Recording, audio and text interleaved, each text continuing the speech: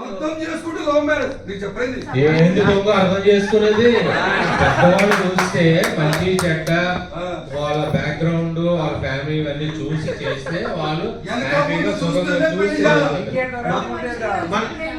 మనిషిలో ఒక ప్రేమ అనేది చూడాలి.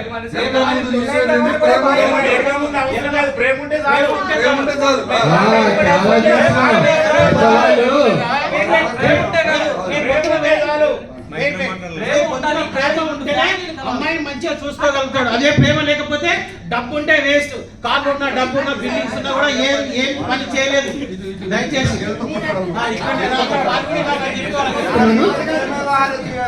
అవును సార్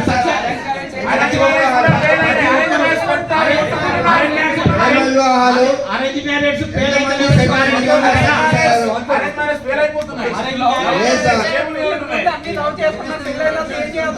వెనకటి నుంచి మనం చూసుకుంటే పెళ్లి అంటే 7 తరాల వాళ్ళని చూసి చేసేవాళ్ళని పెద్దలు చేశారు. మరి నిలబడుతుండగా ప్రేమ వాళ్ళు నిలబడుతున్నాయి.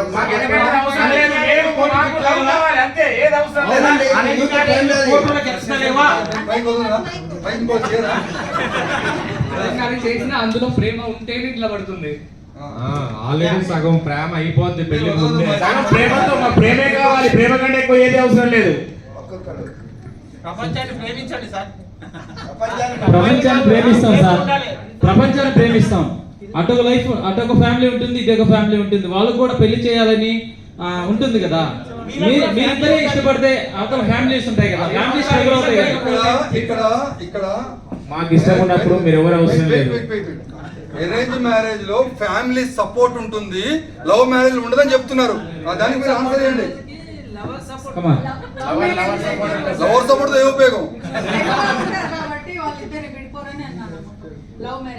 లవ్ మ్యారేజ్ లో ప్రేమగా ఉంటారు, విడిపోరు. 100 లో 95% విడిపోతూనే ఉన్నారు. ఎందుకు విడిపోతున్నారు కూడా? లవ్ మ్యారేజ్ లో అందరూ ఉంటున్నారు మేడం. 5% విడిపోతున్నారు. 95% విడిపోతున్నారు కదా. Arrange marriage విడిపోరా?